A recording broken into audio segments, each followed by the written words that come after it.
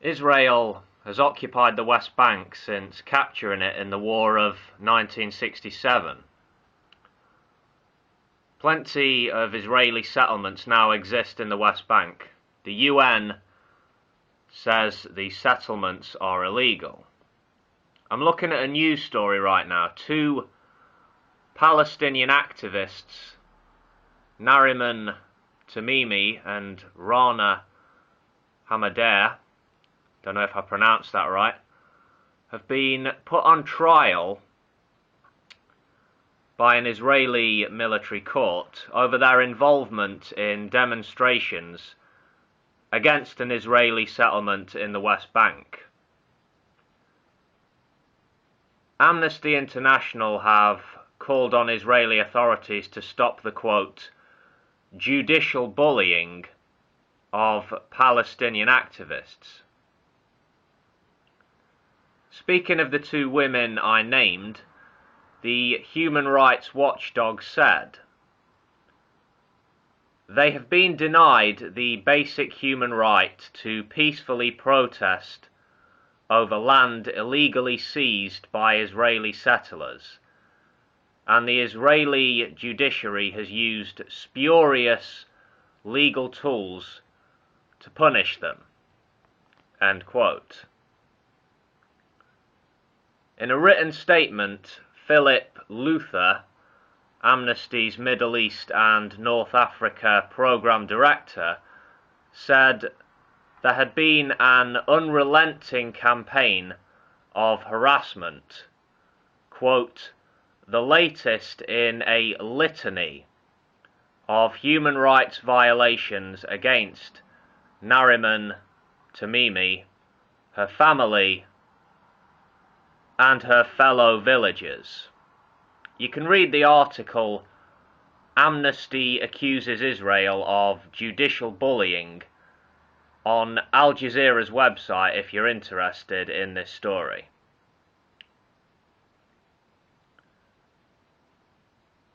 As a result of the Six-Day War, 1967, the West Bank and East Jerusalem were captured by Israel.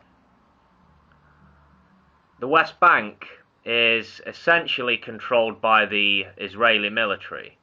The West Bank is referred to by Israelis as Judea and Samaria. The area is bigger than some might think, about 2,173 square miles actually. To understand the political geography of the West Bank, you have to do some research on the Oslo Accords of 20 years ago. Basically, you have areas A, B, and C. Area C is 61% of the West Bank, under full Israeli control in terms of security and civil administration. Area B, smaller area of land, subject to Israeli military control and Palestinian civil control. Area A, smallest of the three areas, is controlled by the Palestinian Authority officially, the authority being responsible for the security and the civil administration, but Area A is permanently subject to incursions by, guess who? The Israeli military. Why did I make reference to this news article? Human rights violations, people being harassed and detained by the military, just another day in the West Bank, right? Why bother focusing on one story? What does it matter? Well, human beings matter. How they are treated matters.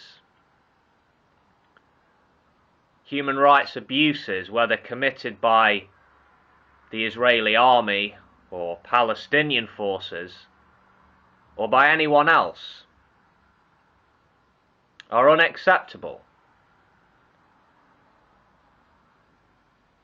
I don't pretend to know what should be done in political terms to resolve the Israeli-Palestinian conflict. I don't know.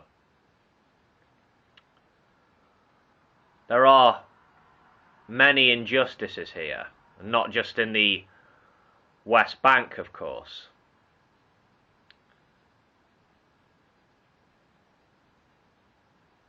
More than 500,000 Israeli settlers now live in the West Bank.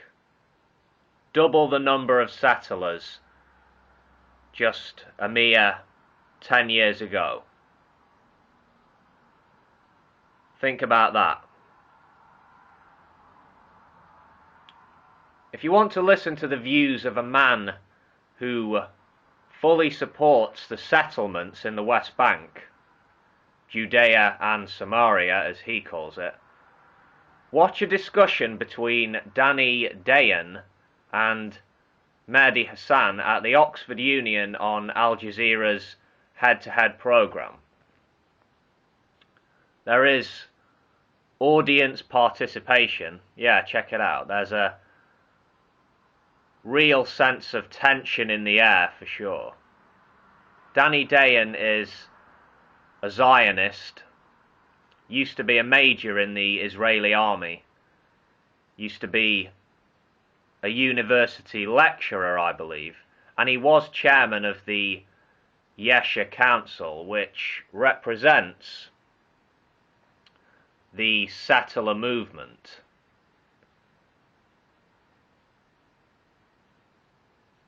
For many of the Jewish settlers, the West Bank is their land, as they see it.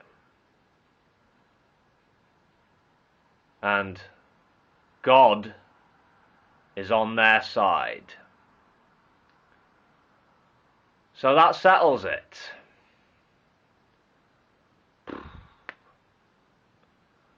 The world is such a fucking mess. Oh dear.